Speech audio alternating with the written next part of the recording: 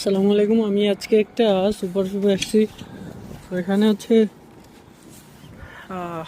মিষ্টি কদু, আমাদের দেশে যেটাকে মিষ্টি কদু বলি, এটা হচ্ছে ডেনমার্কের মিষ্টি কদু। তো দেখেন কি সাইজ, মোটা মোটা, আর কালারটা দেখেন জাস্ট, মানে ক্যামেরাতে অতটা বোঝা যায় না, কিন্তু এটা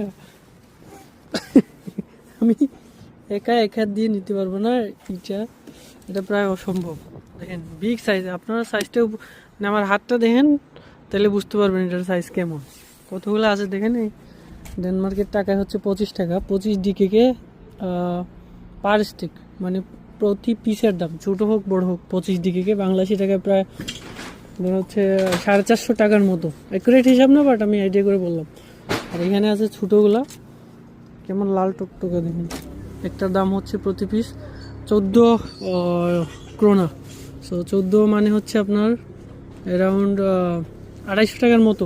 অ্যাকুরেট হিসাব বলতেছি না। আর এগুলো হচ্ছে আঙুর।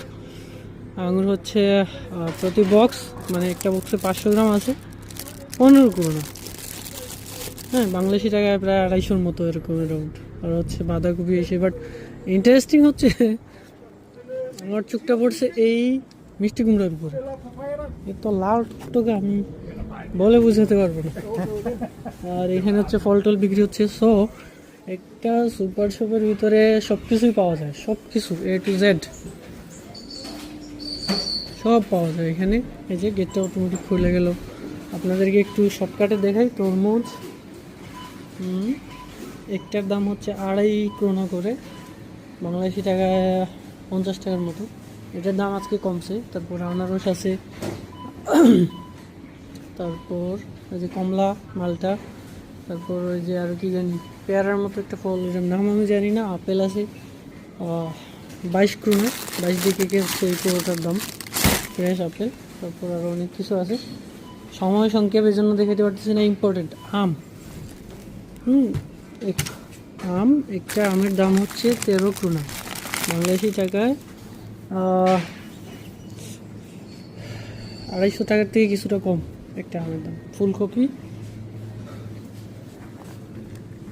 ফুলকপি ভাবতেছি নিব নাকি, বাট একটু নরম নরম লাগতেছে।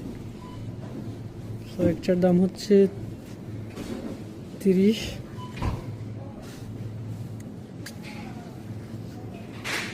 বেগুন পার পিস 15, অনেক দাম। ইম্পর্টেন্ট হলো কলা। ভিডিও লম্বা হয়ে যাচ্ছে, শর্টকাট করতেছি আমি, যেহেতু শর্ট ভিডিওতে আপলোড দেবো।